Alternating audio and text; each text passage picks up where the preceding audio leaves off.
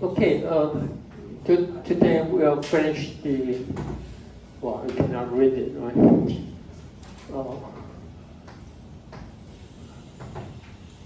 Talk about finish the lava.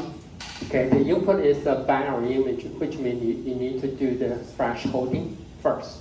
Okay, to convert a ground level image into a binary image, and then we try to assign the label to each individual pixel that belong to the same object.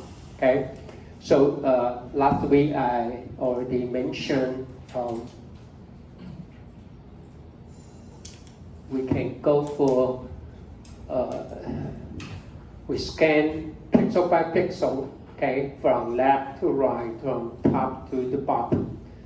Okay, then we will copy the label, okay, which has been assigned to the neighborhood pixel. Okay, so in case for the current pixel that have more than one label, then you have to build the pointer. Okay. You just follow the procedure, then you will build the pointer. Okay, and here's the pointer. Okay, and this is the original assigned label for this example. Okay, and after that we do the second scan. Right, when you read out the value, the label value of 1, then I know 1 should be 0.23 and 3 to 4. Okay, but we go for the final. This so-called lookup table, okay? 1, then we'll change the label from 1 to 4, okay? And also to becomes 4, and 3 change to 4, okay? So, but in the end, all these objects will have the same, okay? Each individual pixel of this object will have the same label number 4, okay? That's if you use OpenCV or any image processing software, you might look for the so-called block, okay, block, B-L-O-B, block analysis. Okay, then you can look for the block analysis. Then first you will perform thresholding, as I mentioned last week. Then you will do the label, okay. You will perform the label to assign the label to each individual, okay, object. And then, as I mentioned, then you will print out some of the geometric, okay, features, such as the area, okay, or the aspect ratio, and perimeters, and a lot of geometric, okay, representative feature that can use for identification of the object shape or object type. Okay, so just remember the keyword here, the so-called the block analysis. Okay. 好，你，哦，是啊，他们都不知道。那我那个说的是。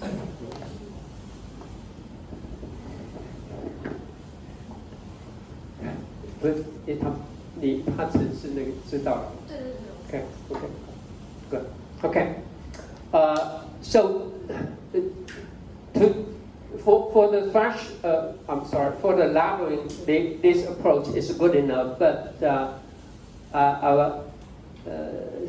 since we are on this topic, I I share some algorithm, okay, for one more algorithm with you. But basically, it's not supported by any software or image processing. But if you want to write your own, this could be good, especially when you use a night scan camera.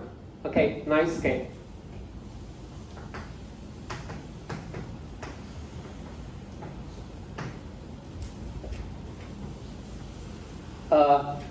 Especially for a very large surface such as LCD, okay, it could be more than 65 inches, right? It's quite large.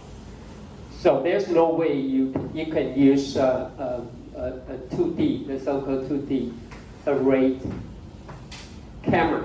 Okay, most of the digital camera or the camera with your smartphone is based on the so-called the 2D. Okay, two-dimensional.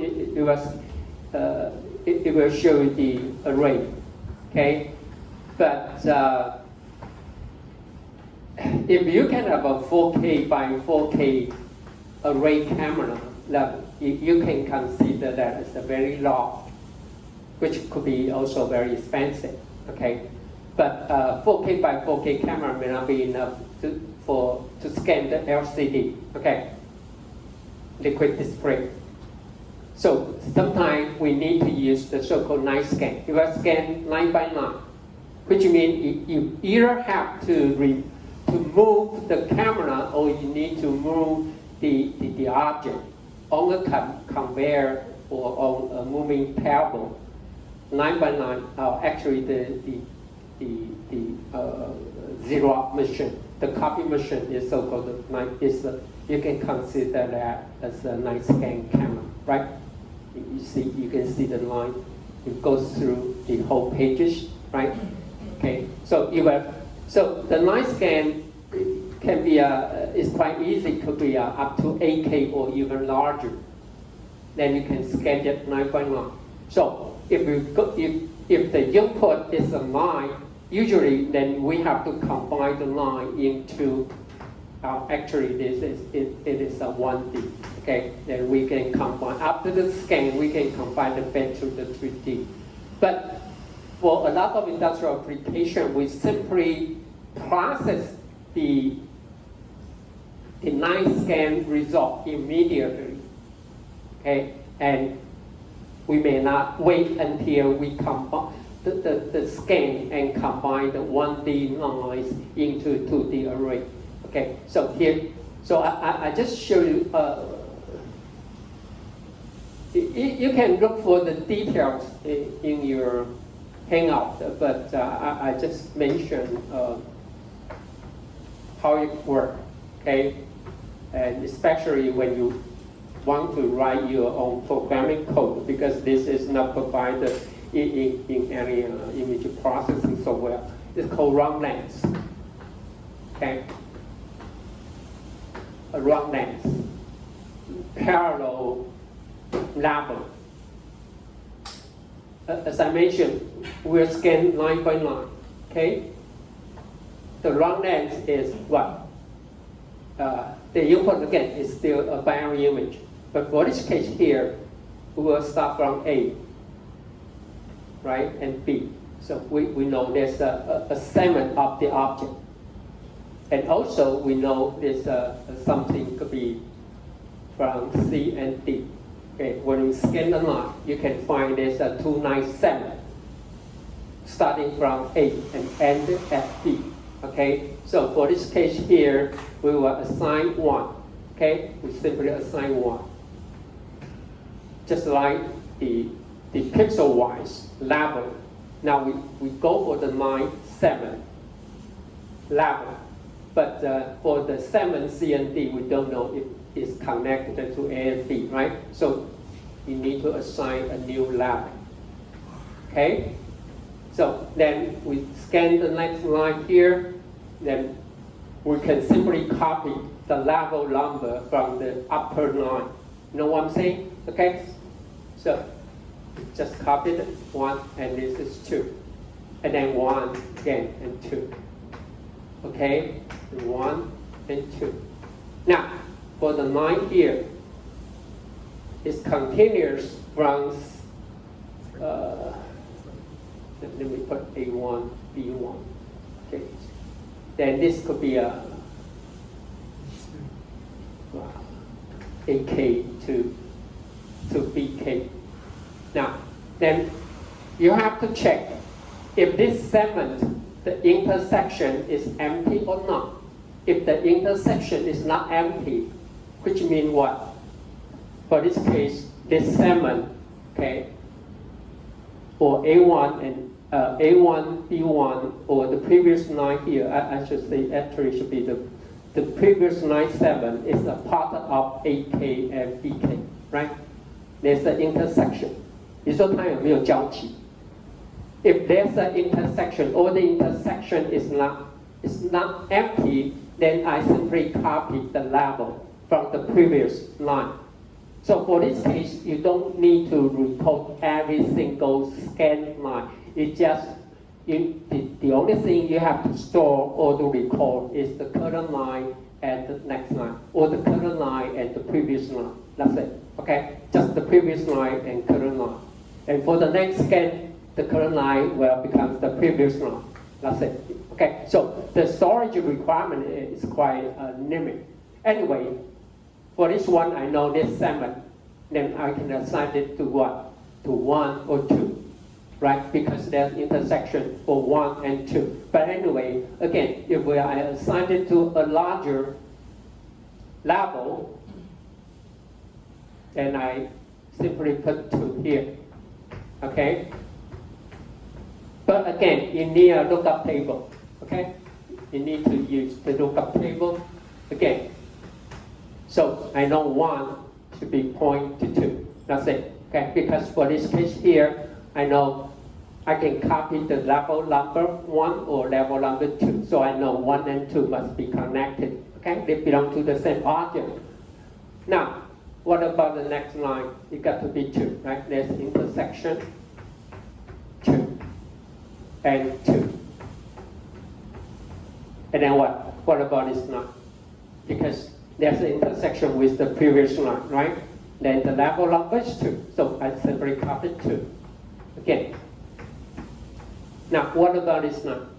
There's an intersection, right? For this segment and this segment. So I simply copy 2. Again. So I got 2 here. And then 2 here. Now, what about this line 7? Because there's an intersection with the previous line, right? So I copy 2. And what about this line 7? It's also intersect with the previous line. So we got 2. See that? I mean, the required level number is less than the one we use it for pixel by pixel level, right? It's much more efficient. But you need to record what? All these segments for each line, the current line. And you need to record what is the starting point and the ending point, okay? That's the only thing. If you want to write your own programming code, this is the only thing you need to keep it in mind for the current line and next line, current line, next line. And then you need to write if-then statement to make sure if there's an intersection. And to check for the intersection is quite easy, right? If the previous line starting from A and B, then next line starting from C and D, I know if C, for this case here, C is what? C is between A and B, right? Then I know they must have some intersection. Or the other case is could be the previous line starting from, then I might have something like this. Then again, D is somewhere between A and B. Then there's also intersect. So the only thing you need to check is just this condition and this condition that will be good enough. That's all you need to do, okay? If this is true, then you copy the label from the previous one. And also you build up the lookup table, okay? So for the second scan, I know 1, I need to change the level number 1 to 2. So let's say I change it to 2. and I remain the level for 2. So it's much more efficient, okay? It's much more efficient. But you don't need to do it, okay? You can just go for the pixel-wise level. 基本上这个 9 by 9它可以速度很快啊，其实很快。Especially it's good for the night scan, okay? It's very good for night scan. It does not have to wait until you scan the whole material surface and combine the one-dimensional night scan into a two-dimensional array. Okay, you don't need to do that. Just you can do the leveling job 9 by 9. That's it. Okay, so the only thing is if you want to write your own programming code, the first just remember for each current line or previous line, you just record the line 7. Okay, where is the location? Okay, where is the location? And where is the starting point? Where is the ending point? Just like something like this. That's all you need. And the second one, you need to verify if there's any intersection between the current line and next line, or previous line and the current line. That's it. And to check for the non-empty intersection, it's just by verifying this condition and this condition. That's it. Okay, that's all you need. So actually, the programming code is quite. You just need a few lines, okay, to do it. So I won't talk about the details. Okay, if you are interested, you just go through the details operation. But actually, here's another. I just mentioned the other way. If you don't want to use the lookup table, now actually you should use it. Okay, it's more efficient. But if you don't want to, here, because the very first time we scan from left to right, top to the bottom. Now for the second scan, you got it in the reverse way, from right to left, from bottom to the top. So see that what would happen? Then you take this as the current line, then wrap it 2, copy 2, 2, 2, 2, 2, and then 2. Then you will change 1 to 2. So you will change to 2. Okay? So but there's no guarantee. You might need more than iterative scan. Okay, but for this example here, you just need to scan without using the lookup table. But for a spiral, I mentioned that before. For a spiral, if you still can go for the long length scan, but this scan you might have several times, not just 2. Most of the time you need only 2 scans. But if you do want to use it, I still recommend you go for the lookup table. Okay, it's quite simple. And it is guaranteed. You need only 2 scans. You need only 2 passes to scan the image. That's all you need, no matter for any shape of the object, even for the spiral, it doesn't matter. But that's another way to look for the another condition. Okay, it's quite. Anyway, that's so-called the block analysis. Okay. So it gives you more detail. This is so-called the wrong length level. Okay, wrong length. So you do it 9 by 9 or 7 by 7.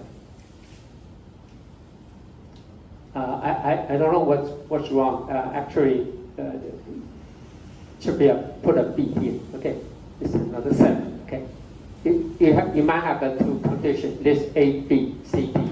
The other condition is A is between C and D. Okay, so this could be B. The end point could be B.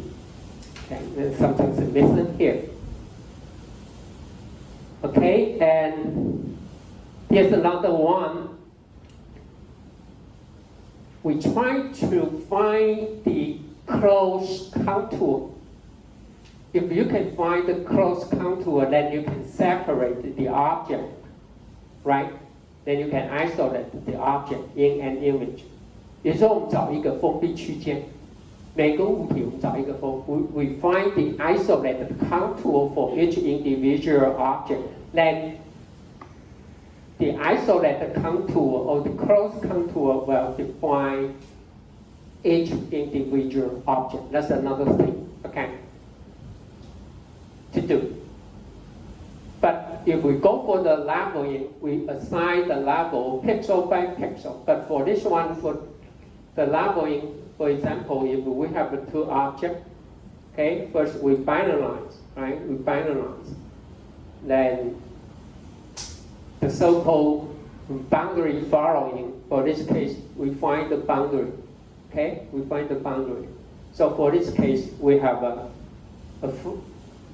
the first closed contour, and then you will have another closed contour.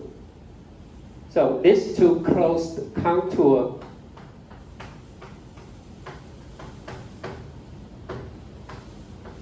will define each individual object. 一个物体就一定会有一个封闭区间嘛。Can you think of any object that has open contour? Can you? In the digital image, would that be possible to find an open contour? No, it is not possible. No. Okay. So if there's an object, okay, even if it's very thin, the contour must be closed. Okay, you cannot find an open contour. No, it got to be closed. So if we have a two objects, you will find two closed contours. Now, in OpenCV, there's or image processing. There are a lot of different terminology to learn the so-called boundary following. So you can call contour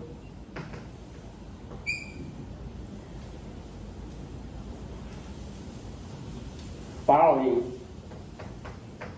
Okay, this is the terminology when you Google or try to find the function, but sometimes it might call contour tracking. Okay, that means the same thing. You are trying to find the close boundary. Okay, but sometimes it could be used a boundary. Okay, a boundary. 就找那个边界的轮廓啊 ，try to find the boundary. Okay, so it might it depends on the software you use. Sometimes you could name contour or boundary following. The other could mean tracking. Okay, tracking. Why it's called tracking? I will show you why you use this word. Okay, to describe. Because you need to track the contour. Now you might wonder, for this case here, how to find the contour. Find the contour. In a binary, remember we have a binary image. So the most easy way is set up a filter or a mask. Okay, you set up a mask. Now the mask will detect the change, either from 0 to 1 or 1 to 0. Okay, horizontally. You can scan, okay, 9 by 9, starting with the very first pixel, and check if you can find this pattern, the so-called mask. Okay, which means from background to object or from object to background. Okay, in a binary, this one could mean 255, but anyway, you know what I'm saying, okay? 0 could mean the background, 1 could mean the object. So you do the horizontal scan, and also you need to do the vertical scan. Okay, so the mask could be like this, okay? 0, 1 or 1, 0.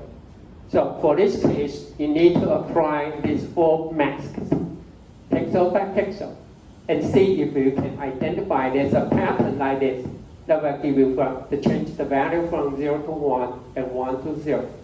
You know what I'm saying? Okay, so for this case, you do the horizontal scan and vertical scan. I'm sure you can find all the edges, right? right? You know what I'm saying?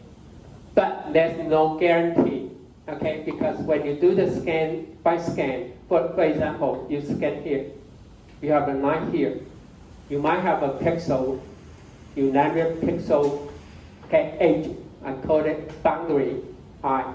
Then this could be, you recall this boundary called pi plus 1, that was the next edge point.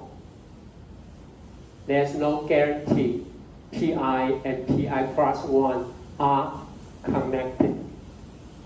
They may not be neighbors. With this masked approach, this is the back, right? If I scan this line here, this will be the very first, for this line, it will be the first edge point, and then there will be the next edge point. So I mark it as the pi, this got to be pi plus 1. However, when you take a look at this image, I know pi and pi plus 1, they are not adjacent to each other. There's no connection. Okay? So it's not what I mean by this approach. When I say about contour following or tracking, after you apply this algorithm, then you will make sure pi and pi plus 1, they will meet a neighbor. They are 8 neighbors, okay? Which means they are 8 connected. They must be, if this is pi, okay, if it is pi, then pi plus 1 must be one of these 8 neighbors, which means they are connected, okay? It's guaranteed. That's why I'm saying following or tracking, for this case, you will find the boundary point, the pi will be 8 connected to the next point, pi plus 1. Why we need this connection? That's because it's actually for industrial application for measurement. Okay, you want to measure the dimension, you want to measure the roundness of an object. For example, if we have an object like this. Now, the first question could be, I want to know what should be the angle, right? It could be another very important measure for a mechanical part. I want to know the angle. Or I may want to know what should be the dimension. Okay, it should be the dimension. So how to measure the angle, you know? Now, suppose I have a corner, okay? I make this, I have 5 corners. I will show you later on how to identify the corner. Okay, suppose we have this 5 corners for this pattern object. Now, to find the corner, the first thing is find the line. You find the line. Okay, find the line that between let me put notation A and B. Okay, and then I find a line that was between A and B and or E and A. That's the math method. Okay, we try to find the line, and then what? You need to extract all the data points, all the edge point between between A and B and A and E. Okay, and then what? Then you go. Suppose this line, I have this line here. Well, I change it to 9. Okay. Then suppose this is line AB. You might have the form. Okay, right. This is the line equation, right? Right? Yeah. That's the line equation. Or I can put x plus by plus c equal to 0. It doesn't matter. Okay, no matter what I do. Okay, then we can go for the minimum mean square arrow. Okay, then I say y. This could be much easier to understand. This is the start, the intercept. Okay, up and line. And I put 1. Okay, then for each, here's the idea. Okay, this D. This is the boundary point coordinate xi, yi. Then I try to minimize. Get a square for OI, then I try to find the minimum. So for the slot MB, you know what I'm saying? 最小平方法 right? We use the minimum, the regression line. To apply it, I need to make sure all the eyes, all the pixel points between A and B, they are connected. They must be connected.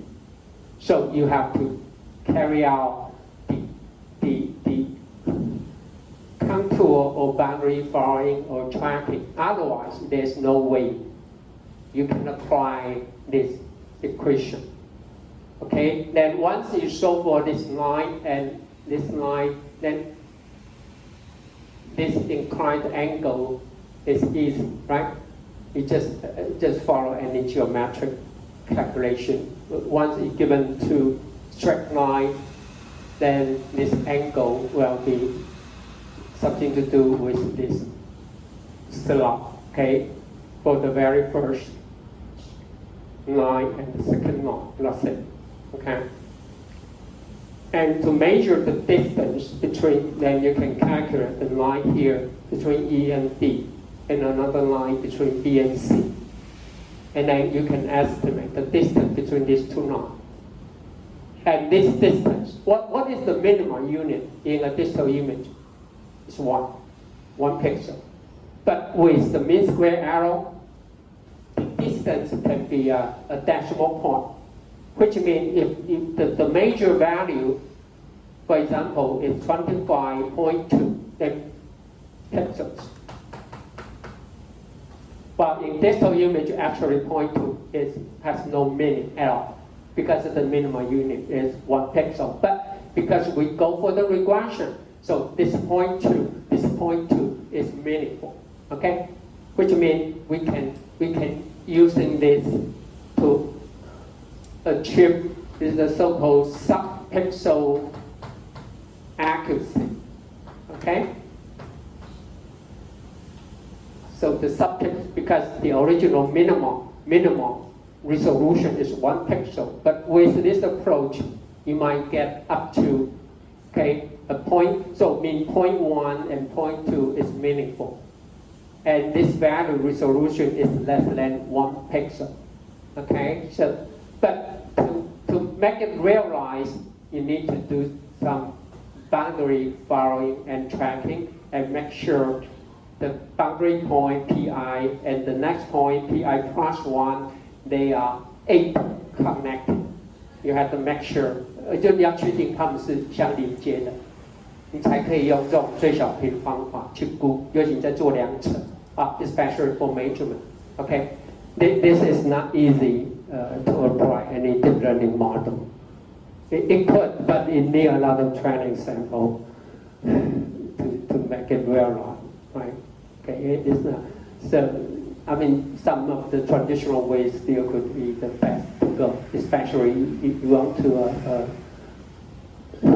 get the sub-pixel accuracy for some measurement, okay? And also it could be true if you want to know what about the roundness, the radius. Again, the same here. You need to do the boundary following for the whole here, okay? And then we can estimate the radius, okay? Not just measure the longest distance between this point and that point. No. I mean, it's not accurate enough, okay? So that's the purpose of boundary following. Now, let me go back. OpenCV also provide this function, okay? I cannot remember its code. It got to be contour following or contour tracking, you can find it, okay? But the realization, okay, with your own algorithm or with your own programming code is quite easy. So here is the procedure, okay? Here's the procedure. It's quite simple. I mean, the coding looks very complicated, but actually it's quite easy. Let me give you an example how it works, okay? How it works. Suppose I have a digital image like this. Okay. Now suppose I have I made a dot here means this is the object point. Okay, this is the object point. Okay, this is the object point. Suppose I have a square. Okay, it's 3 by 3. Okay, each dot represent an object picture. Now I want to trace its contour. Okay, so let's take a look. The very first time, you just select a starting point. Okay, and it got to be a edge point. Okay, got to be an edge point.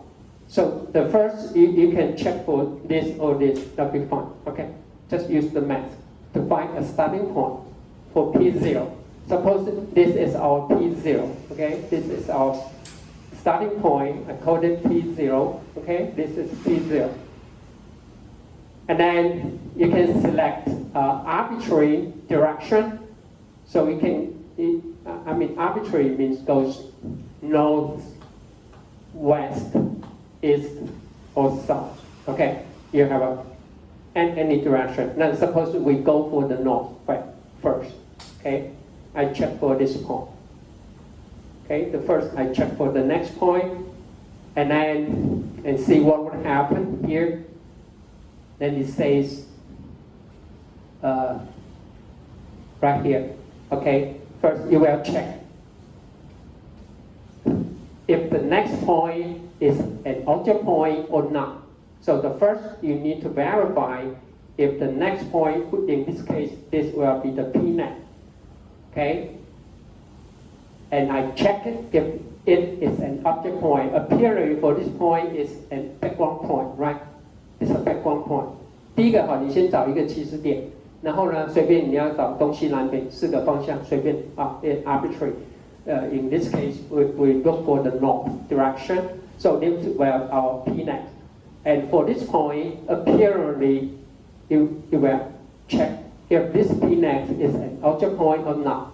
So it is not. It is not. For this case, it's not. Okay. If it's not, then we do the following thing. It says if it is not, then it say you turn the direction 90 degrees clockwise. Okay, clockwise, which means what? I should put it should be this direction, and clockwise. Okay, this is so-called clockwise. You might wonder how to realize in programming code.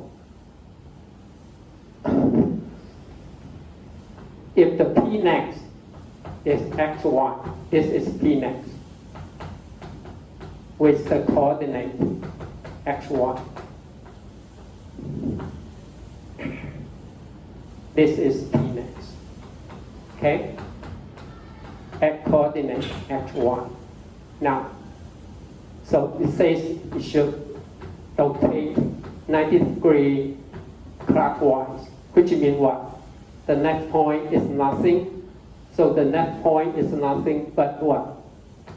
X plus 1 and 1. That's it. Okay? You don't need to worry about how to write this statement into a programming code. No, it's so easy. But if you, so which means this is clockwise. What about counterclockwise? 逆时针呢?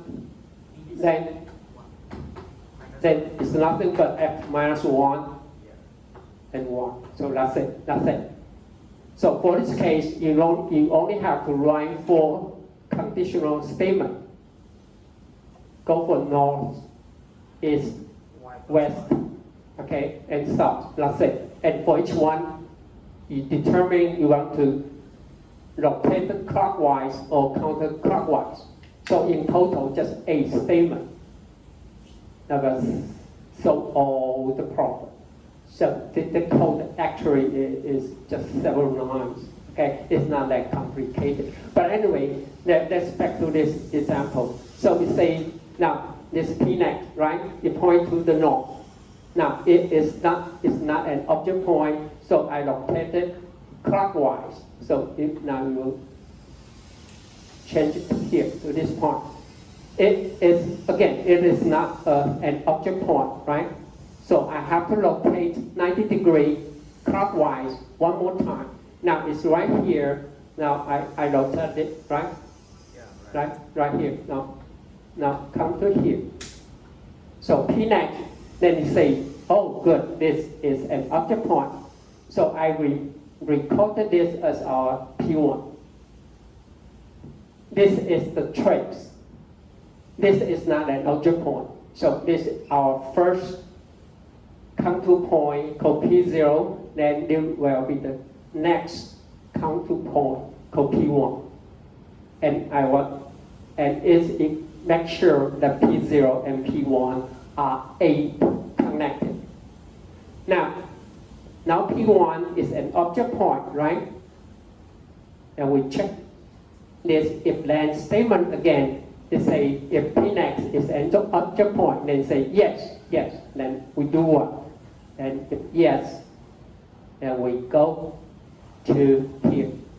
Then they turn 90 degree counterclockwise. 逆时针转90度. So right here, now it's right here, okay? The point is right here. Point to the south, counterclockwise, it should go to what? Upward, right? So you will point to this point. Everyone follow me? And everything just change the coordinate for X or Y. That's it. Okay? Now this point. And again, it is an object point. So I record it as P2. So up to now I know P0 is connected to P1. And P1 is connected to P2. Okay, again, then P2 is an object point, right? Then I have to check for this condition again. So the point is right here.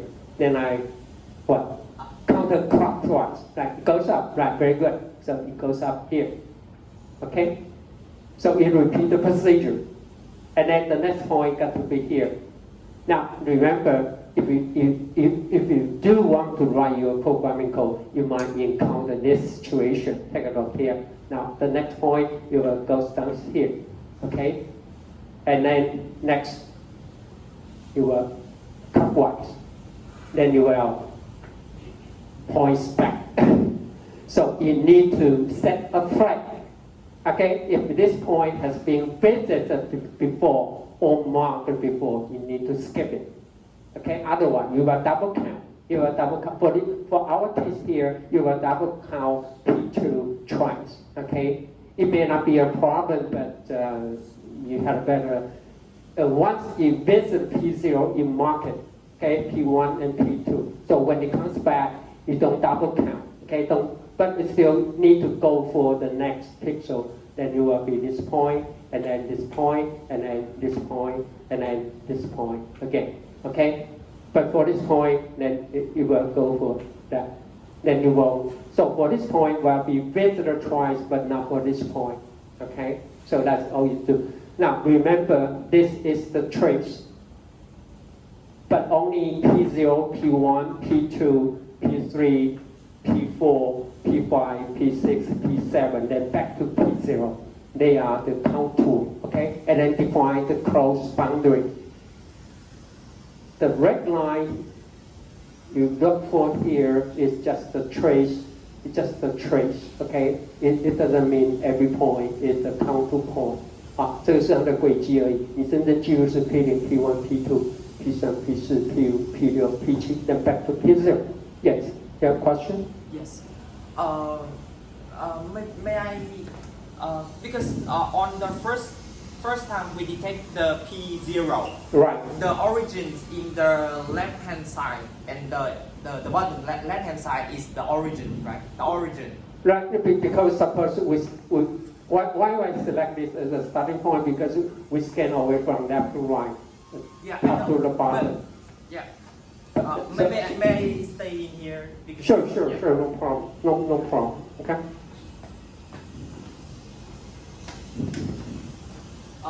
Because this one, the origin in here, and this is the x-axis.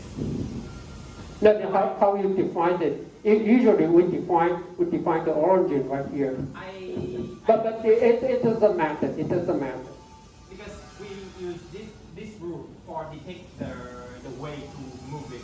But when we stay in the because if stay here, the whole thing will be changed.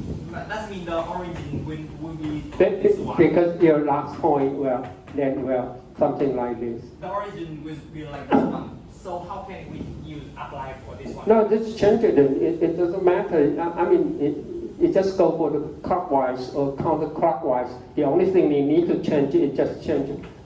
This is the only combination you can have. That's it. Then depends on how you define the origin here or here. Okay, so if the current point here, if this is the current point based on your definition, then what will be this point? If this is sy, then this got to be s plus 1 and y plus 1. Yeah, so that's it. That means the origin will be fixed from the first to the end. We don't change. No, yeah, but usually when we read the image, that's how we define the origin here. We scan from left to right. That's how we define. But it doesn't matter. It doesn't matter. It depends how you define your origin of the coordinate. I mean, when we change the way to move the pixel, the origin will be fixed, right? It got to be fixed. Otherwise, there's no way you don't know in what case you need to plus 1 or minus 1 or do nothing. You got to know. Now, as long as it's fixed throughout the whole. But I would suggest, because why we put it as the origin, because the scan, I mean, it's a conventional way to scan from left to right. But nobody say you need to that. Once you read the image, then everything is all up to you. But that's the usual way. Okay, we define the origin. But you're right. The origin got to be fixed. It must be fixed. You cannot change it. Okay, during the iteration. Okay. So that's the procedure. When it goes back to p sub 0, then we stop it. Okay. So the only thing you need to remember is you need to recall. This is the trace. But you recall me P0, P1, and P2. And in this case, you can guarantee Pi and Pi plus 1, they are 8 neighbor, or they are 8 connected. Okay, it's guaranteed. So in that case, when you come back to go for the regression fit for a line or for a circle, then you can use all the data point in the range. So that will make it possible. Okay. But if we just look for the math, it may not be possible. Just like the example here, it's scan line by line. If this is Pi, then this will Pi plus 1. But you know, Pi and I plus 1, they are not connected. In that case, you may not apply the mean square error, right? Because all the data points, they are not connected. Okay. But apply that, we need to define the corner. I will show you, not next hour, could be a couple weeks later. Okay, I mean, then they are very important, especially for the pentagon like this. Okay, everything can be defined by this fine corner point, right? Once you define corner point, then you can define the shape of the object. Okay, so corner detection is also very important. Nowadays there's a deep learning model. For example, you can use the deep learning model to identify the joint, right? The joint of the human body. I mean, but it needs a lot of training. You need a lot of training in different environments, or in the front side. A lot of or when it's running or something, then you need to make some identification. It could be. I mean, it need a lot of training data. Just something like ChatGPT is data hungry. Okay, So, and anyway, I will talk about this later on, okay? But now we still stick on the conventional machine vision. Okay, it's still very useful, especially you want to extract some very low-level features, such as the corner or the line or the roundness. Okay, so be patient. Okay, be patient. And after the midterm, we will shift to the deep learning. Okay, we shift to deep learning. Okay, so that's it for boundary following. This algorithm is available in OpenCV, okay, called contour or boundary following or tracking. Okay, take a break.